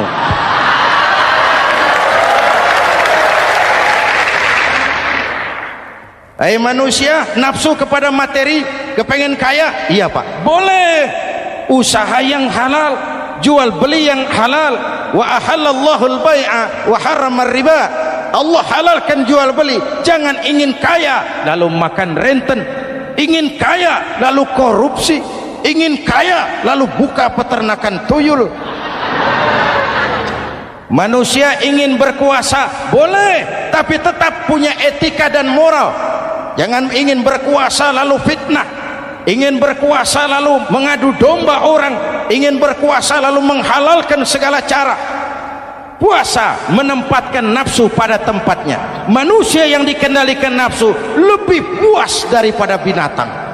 Saya punya ungkapan lama, sebuas-buasnya kerbau makanannya tetap rumput.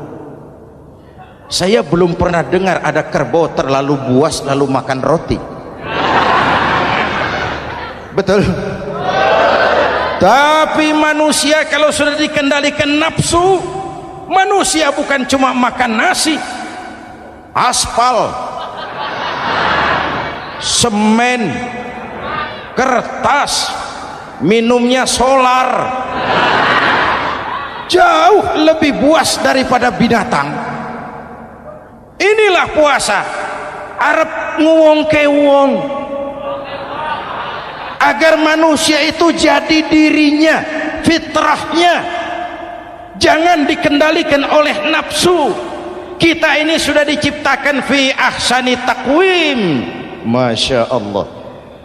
Hadirin, yang ketiga pesan Al-Baqarah 185 tadi, setelah sempurna jumlah bilangan hari puasa, lalu mengumandangkan takbir, membayar zakat fitrah. Kenapa itu kita lakukan? Mengagungkan nama Allah, ala ma hadakum, agungkan nama Allah yang telah memberikan hidayahnya kepadamu. Masya Allah nih, hidayah, kita bersyukur. Hidayah ini hak prerogatif Allah, diberikan kepada siapa saja yang dikehendaki oleh Allah. Kita bisa lihat dalam sejarah, ada anak Nabi tidak mendapat hidayah, tidak terpanggil mengikuti kebenaran yang disampaikan oleh bapaknya, namanya Kan'an, putra Nabi Nuh. Ada ayah Nabi bernama Azar, ayah Nabi Ibrahim, putranya penegak tauhid, ayahnya produsen berhala. Ada istri Nabi, istrinya Nabi Lut, tidak mendapat hidayah, tidak terpanggil mengikuti kebenaran.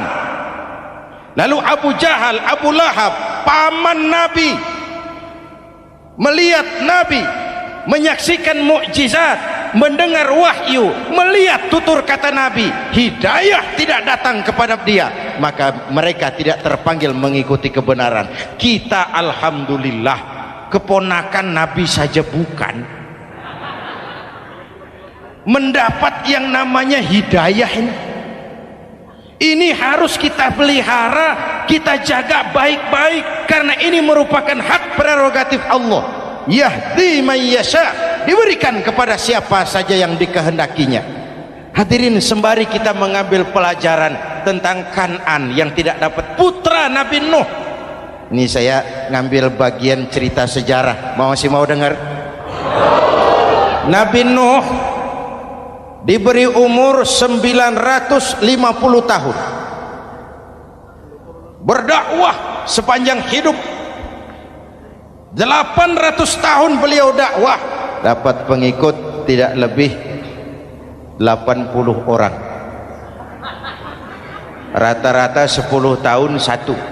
Yang dihadapi ini umat yang kurang ajar, bandel, bajingan, tengik. Kalau diceramahi, telinganya ditutup dengan tangannya. Ini saking kurang ajarnya ini umat. Diberikan dakwah, telinganya ditutup dengan tangan. Nabi Nuh ketika di puncak kesabarannya munajat, ya Rabb, bagaimana Nuh? Siang malam saya berdakwah kepada umat ini, saya sampaikan risalahmu, saya canangkan seruanmu, saya sampaikan ajaranmu. Inni da'autu qaumi lailan wa nahara, siang malam saya berdakwah kepada umat. Wa inni kullama da'autuhum ja'alu asabi'ahum fi adhanihim, tiap kali saya sampaikan dakwah kepada mereka, mereka tutup telinganya dengan tangannya. Saya tidak sanggup menghadapi umat seperti ini, ya Allah. Habis mau kamu bagaimana Nuh? Sikat saja sudah semua ini, bikin mati saja. Nanti kalau punya anak, anaknya kafir lagi, lebih baik bapak moyangnya, mbah-mbahnya sikat semua. Rabbi la tazar 'alal ardi minal kafirina dayyara, jangan disisakan orang kafir, habisin semua. Itu mau kamu? Iya. Buat kapal Nuh, nanti aku turunkan banjir. Dengan apa saya membuat kapal ya Rabb? Pakai kayu Nuh. Kayunya dari mana ya Rabb? Dari pohon tentu. Pohonnya belum ada ya Rabb, tanam dulu Nuh. Membuat kapal, kayunya nanam pohon dulu. Apa artinya? Perjuangan bukan simsalabim abracadabra. Perjuangan bukan makan lombok, ini hari dimakan, ini hari pedas. Perjuangan itu proses, ada keringat, ada air mata, ada darah, tempo-tempo nyawa. Itulah perjuangan. Sudah pohon ditebang, buatkan kapal di tengah kampung. Umat unjuk rasa lagi. Nuh makin gila, bikin kapal di tengah kampung, mau belayar kemana? Selesai Nuh, selesai ya Rob, naik. Orang-orang yang beriman bersamamu naik. Binatang serba sepasang naik. Naik Nuh, naik orang beriman, naik binatang serba sepasang. Gerimis mulai turun. Setelah kapal semua terisi, Nabi Nuh kontrol. Sudah naik semua? Sudah. Nuh, Mas Bejo ada? Ada. Mbok Painem, naik sudah, masuk. Oke. Hei, Kan'an anak saya ikut tidak naik kapal. Kami tidak lihat Nuh. Turun ke bawah. Ada Kan'an. Kami tidak lihat Nuh. Naik ke atas buritan. Kelihatan Kan'an tidak ikut naik kapal. Kumpul bersama orang kafir di daratan. Inilah potret kehidupan. Kumpul dengan orang-orang kafir. Berapa banyak anak-anak kita tidak mau ikut orang tuanya ke masjid. Kumpul dengan orang-orang kafir di tempat maksiat. Nuh karena sayang kepada anak, dari atas kapal memanggil, ya bunayyar kam ma'ana. Ya, ini bahasa orang manggil Pak. Kan'an, kesini nak, naik kapal sama papi. Ini terjemahan bebas. Jawab Kan'an di bawah, tidak mau Pak, saya di sini saja. Jangan nak, Allah sedang murka, akan turun banjir. Kalau datang banjir Bapak, sa'awi ila jabalin ya'simuni minal ma'. Saya akan naik ke gunung tinggi yang bisa menyelamatkan saya dari banjir. Kan'an naik ke gunung tinggi, gunung pun tenggelam dihantam banjir. Dalam puncak kepedihan, Nabi Nuh akhirnya sadar, ya Allah, kalau orang kafir tenggelam memang saya yang minta, tapi Kan'an kan anak saya. Nuh, anggap Kan'an bukan anakmu. Wa innahu amalun ghairu salih. Nuh sadar, akhirnya bilang, ana urid wa anta turid wallahu fa'alun lima yurid. Aku punya kemauan, kau Kan'an punya kemauan, Allah juga punya kemauan. Kemauan Allah lah yang akhirnya jadi kenyataan. Nek sekarang juga kita ngadepi musim banjir. Bukan banjir air saja, banjir peradaban-peradaban yang masuk ke negeri kita. Banjir maksiat, banjir munkarot. Kalau kita sudah ke masjid, kita sudah naik kapal, tolong kontrol anak-anak kita, tolong kontrol tetangga kita. Ayo naik kapal, banjir.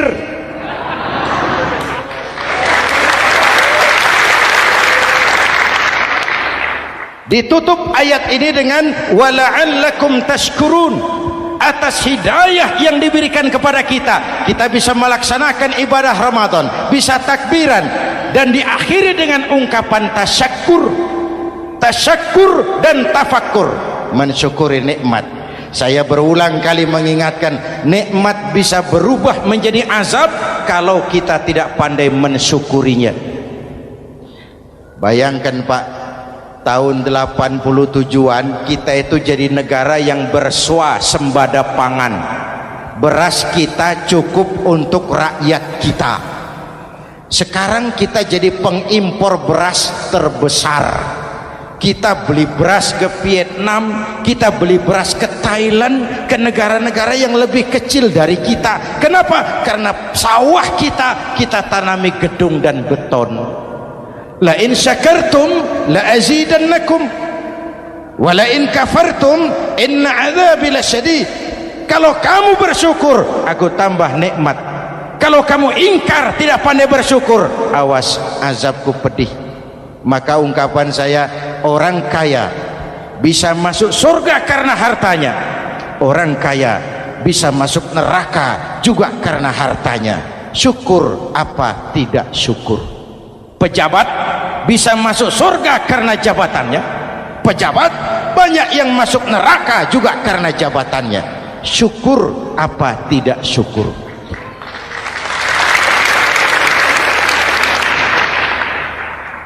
Orang alim, kiai bisa masuk surga karena ilmunya. Orang alim pun bisa masuk neraka lebih dulu dari penyembah berhala juga karena ilmunya. Syukur apa tidak syukur?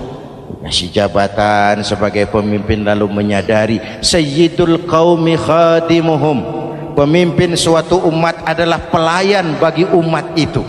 Pelayan harus melayani, bukan minta dilayani. Selama ini kita memandang jabatan itu jalan pintas menuju kaya. Jabatan itu artinya kekuasaan dan fasilitas, maka yang lahir rampok-rampok baru.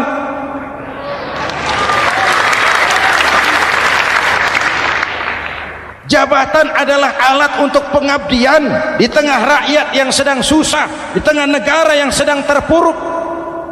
Kita memerlukan pemimpin-pemimpin yang sadar sayyidul qaumi khadimuhum, pemimpin suatu kaum adalah pelayan bagi kaum itu sendiri.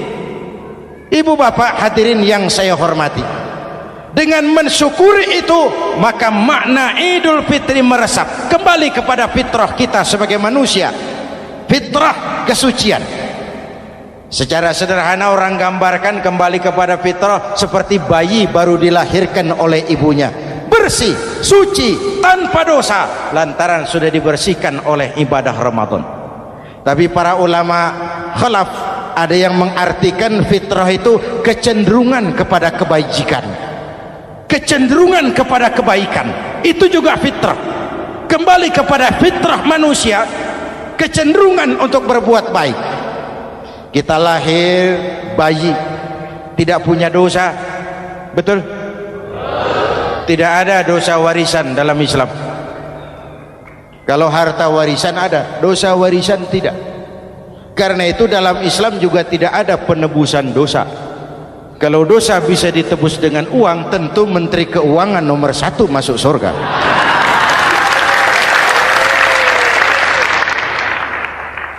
Dosa dalam Islam ditebus dengan taubat, langsung kepada Allah, sonder calo. Hadirin yang saya hormati, kembali kepada fitrah seperti bayi baru dilahirkan oleh ibunya, bersih, tidak punya dosa kepada Allah lantaran sudah dibersihkan oleh ibadah Ramadan. Soalnya kemudian kita kan tidak hanya bersalah kepada Allah, kita ini juga bergaul dengan sesama manusia, betul? Sebuah hadis, sahabat ditanya oleh Rasul, atadruna manil muflis? Saudara-saudara, tahu kamu siapa orang yang bangkrut? Oh Rasul, orang bangkrut yang tidak punya uang, orang bangkrut yang tidak punya harta. Salah, kata Rasul. Innal muflisa min ummati, yang bangkrut dari golongan umatku, yang besok di hari kiamat datang menghadap Allah dengan membawa pahala solat, membawa pahala zakat, membawa pahala haji, membawa pahala sedekah pada satu pihak.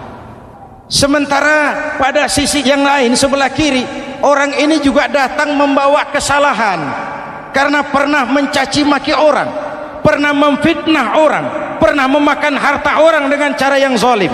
Satu sisi bawa kebajikan, sisi lain bawa kesalahan.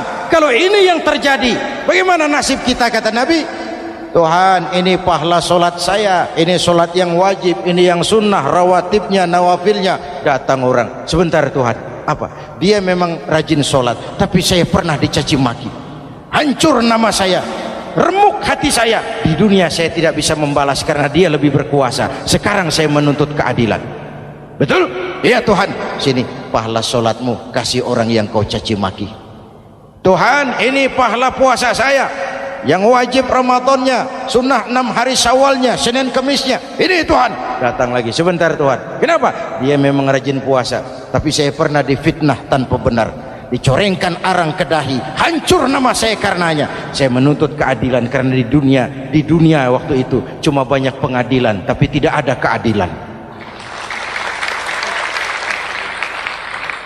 Benar? Benar. Ini pahala solatmu, kasih orang yang kau fitnah. Tuhan, ini pahala zakat saya, Datang lagi, Tuhan dia memang suka zakat tapi korupsinya lebih besar dari zakatnya. Nuntut keadilan, sini pahala zakatmu kasih. Kalau habis pahala kebaikan, orang yang menuntut masih banyak, diambillah dosa orang yang kita sakiti, diberikan kepada kita. Pahala dipreteli, dosa diberikan. Apa enggak bangkrut? Ibarat orang dagang, modal habis, tagihan hutang datang terus. Kenapa? Orang ini cuma baik hubungannya kepada Allah, tapi tidak baik hubungannya dengan sesama manusia. Karena itu dalam konteks dengan fitrah, manusia makhluk yang fitrah. Apa fitrah itu? Pertama, manusia makhluk yang bertuhan, itu fitrah. Mengingkari Tuhan, mengingkari fitrah. Yang kedua, manusia makhluk sosial, zon politikan, itu fitrah. Kita tidak bisa hidup sendiri. Betapa dan siapapun kita memerlukan yang lain. Maka nuansa Ramadan intinya adalah silaturahmi. Nuansa Idul Fitri silaturahmi antar sesama kita. Ada baiknya saya ingatkan lagi sebuah hadis. Masih mau dengar? Selesai sholat Id, sahabat mendengar Rasul mengucapkan amin 3 kali. Amin, amin, amin. Ya Rasul, ada apa? Tadi turun Jibril selesai sholat, mau berdoa. Muhammad, aku mau mohon kepada Allah, mau kau aminkan? Silahkan Jibril. Jibril doa, Rasul amin. Doanya 3 macam permohonan, maka Rasul 3 kali mengucapkan amin. Kalau sudah Jibril yang doa, Rasul yang amin, apa ya doanya ditolak? Apa isi doanya? Yang pertama, ya Allah, doa malaikat Jibril, hari ini 1 Syawal, waktu itu doanya, saya mohon kepadamu, jangan engkau terima puasa dan ibadahnya anak yang durhaka kepada ibu bapaknya. Rasul mengucapkan amin. Renungan buat kita. Itu sebabnya barangkali sesibuk-sibuk di Jakarta masih mau mudik nemui orang tua. Yang kedua, ya Rabb, saya mohon kepadamu, jangan engkau terima puasa dan ibadahnya istri yang durhaka kepada suaminya. Amin. Kedengaran Bu? Ada ibu-ibu tanya, Pak, kalau suami yang durhaka sama istrinya bagaimana? Hadisnya tidak menjelaskan itu, Bu.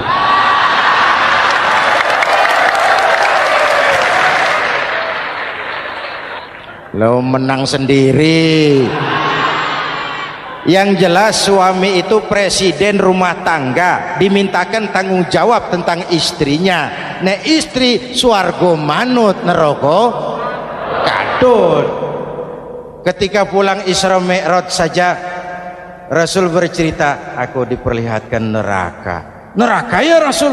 Iya. Lalu aku lihat isinya kok kebanyakan perempuan. Perempuan. Laki bagaimana? Laki juga tidak sedikit, cuma kebanyakan perempuan. Ya Rasul, apa mereka tidak sholat? Sholat. Apa mereka tidak ngaji? Rajin mereka sama suaminya. Kenapa banyak mereka di sana? Rasul senyum dan menjawab, hunna yakfurnal asir. Umumnya perempuan kurang bisa terima kasih sama suaminya.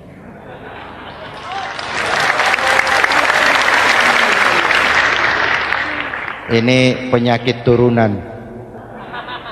Oi, ngaku oi. Lalu yang ketiga, ya Allah, hari ini saya mohon kepadamu, jangan engkau terima puasa dan ibadahnya muslim yang tidak mau memaafkan sesama saudaranya muslim. Memaafkan lebih berat daripada meminta maaf, tapi memberi maaf lebih mulia daripada meminta maaf. Inilah nuansa mengembalikan semangat saling menghargai, saling mencintai, keutuhan, kerukunan, dan kedamaian. Sudah capek kita rakyat dengan konflik. Sudah capek kita dengan mengedepankan perbedaan dan bukan persamaan. Sudah waktunya kita berbeda tapi tetap bergandengan, tetap bersama menyongsong hari esok yang lebih baik. Mintalah ridho ibu bapak, suami kepada istri, istri kepada suami, dan memaafkan sesama saudara muslim sehingga kita benar-benar kembali kepada fitrah. Terima kasih dan mohon maaf, semoga ada manfaatnya. usikum wa nafsi bitaqwallah. Wassalamu alaikum warahmatullahi wabarakatuh.